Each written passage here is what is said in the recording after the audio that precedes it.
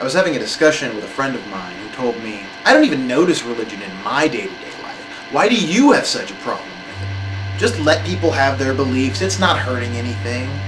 Don't be so mean. Well, while they might not have noticed it, in reality, religion, specifically Christianity, shapes our nation's holidays, our sleeping schedules, and our prejudices, all which I oppose at every turn. There's a lot of strange rituals that we've adopted due to religion. For instance, Sunday, day of rest, when most folks go to church, sleep later than usual, drive more slowly, and get in the way of those who have places to be. Also, stores close far too early, so that those who are sleeping in or stuck in traffic behind those who are driving too slowly can't get to them in time to buy anything. It's utterly inconvenient, pointless, and uneconomical. A fun ironic fact about Sunday, it originally stems from pagan sun worshippers, thus the name Sunday. Another Christian ritual, also unsurprisingly derived from a pagan holiday, as most are, Christmas, of course. Jesus' birthday. Yeah, right. It's that magical time of year when we all stress out and go broke, buying people we hardly talk to who are also stressing out and going broke crap that they didn't need in the first place. In fact, there's a flurry of dates, rituals, taboos, and hang-ups that Christianity itself has injected into our culture. The latest and saddest addition to this cultural plague is the moral objection to gay marriage.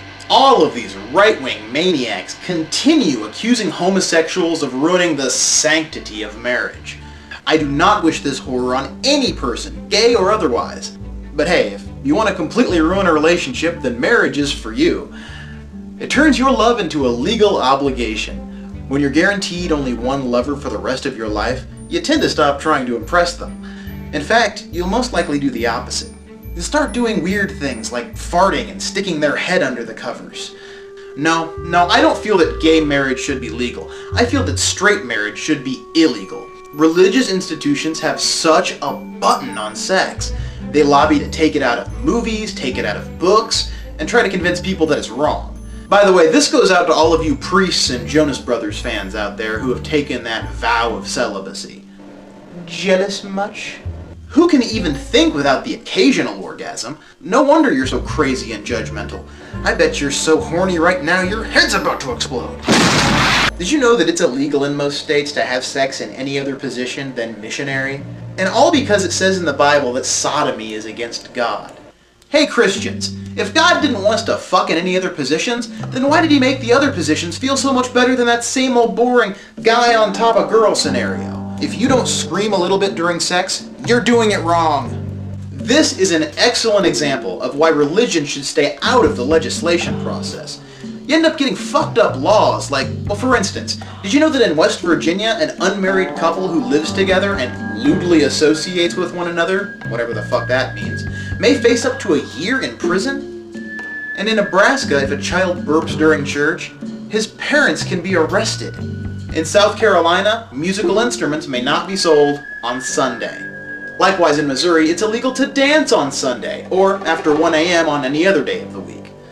In Arkansas, it's legal for a man to beat his wife, but only once a month. And on Sunday in South Carolina, it's perfectly legal to beat your wife if it's on the steps of a courthouse or, you guessed it, a church.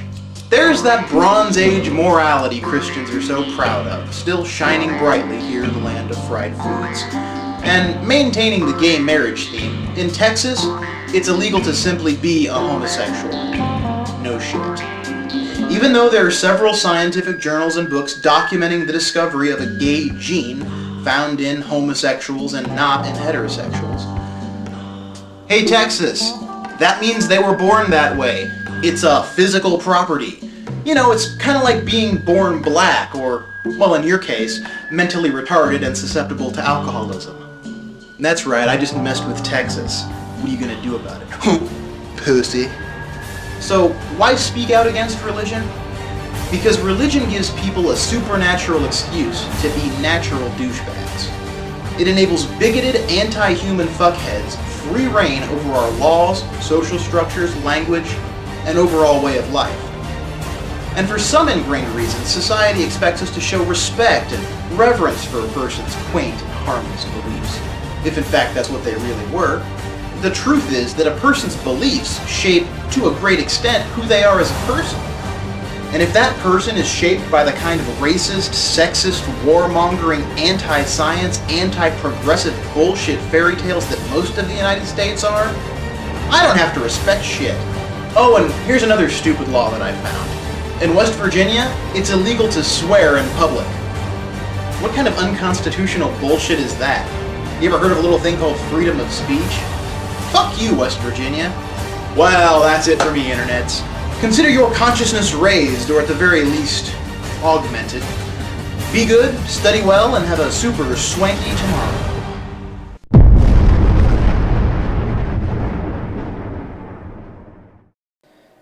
That time in a deep beauty. K. Eureka!